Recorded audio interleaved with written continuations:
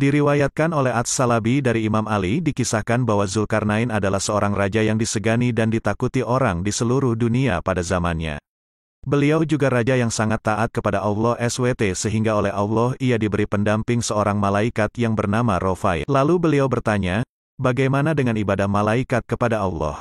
Malaikat Rofail menjawab bahwa di antara mereka ada yang sujud dan tidak mengangkat kepala selama-lamanya karena tidak menyia-nyiakan waktu untuk selalu beribadah kepada Tuhannya.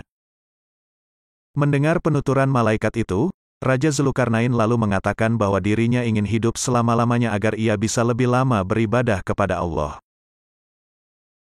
Malaikat Rofail pun lalu mengatakan bahwa sebenarnya Allah menciptakan di bumi Ainul Hayat yaitu sumber air kehidupan. Siapapun yang meminum air itu, maka ia tidak akan mati sampai hari kiamat atau jika ia memohon kepada Allah untuk dimatikan. Raja Zulkarnain lalu mengumpulkan seluruh ulama untuk mencari tahu keberadaan Ainul Hayat tersebut. Ternyata hanya satu orang yang mengetahui yakni Nabi Khidir alaihi salam. Nabi Khidir pernah membaca wasiat tentang air tersebut dari Nabi Adam alaihi salam. Raja kemudian mengumpulkan pasukan untuk mencari tempat tersebut. Selama 12 tahun perjalanan, akhirnya mereka berhasil menemukan tempat terbitnya matahari. Itu adalah sebuah tempat yang gelap tetapi bukan gelap seperti malam hari, namun karena ada pancaran seperti asap. Kemudian Raja Zulkarnain mulai memasuki tempat tersebut bersama Nabi Khidir alaihi salam dan beberapa tentara yang ikut masuk dan yang lainnya lagi menunggu di tepi luar. Allah memberi wahyu kepada Nabi Khidir, "Wahai Khidir, bahwa sesungguhnya Ainul Hayat itu letaknya berada di sebelah kanan jurang dan Ainul Hayat ini aku khususkan untukmu." Lalu Nabi Khidir menuju kanan jurang dan beliau menemukan Ainul Hayat itu. Beliau kemudian melepaskan pakaiannya mandi dan minum Ainul Hayat tersebut. Nabi Khidir merasakan bahwa airnya lebih manis dari madu.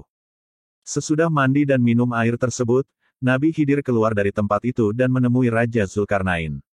Raja tidak mengetahui apa yang telah terjadi atas diri Nabi Khidir alaihi salam. Wallahu alam bisawab.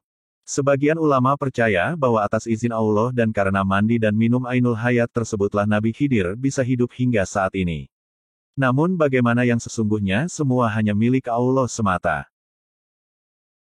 Sumber lainnya menyebutkan bahwa ada dua sosok manusia yang telah minum dan mandi di Ainul Hayat tersebut, yaitu Nabi Khidir alaihi salam dan Dajjal, sehingga tetap hidup hingga saat ini.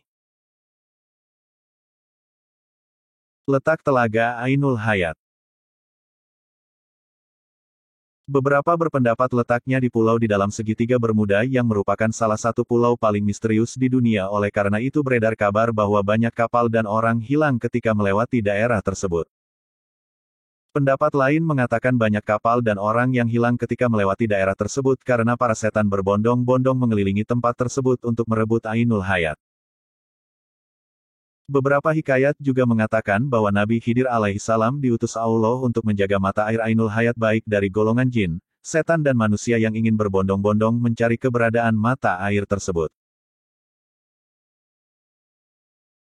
Ada juga pendapat yang mengatakan bahwasanya Ainul Hayat terletak setelah lingkar Antartika yang mana dipahami jika bumi ini datar karena perjalanan 12 tahun lamanya.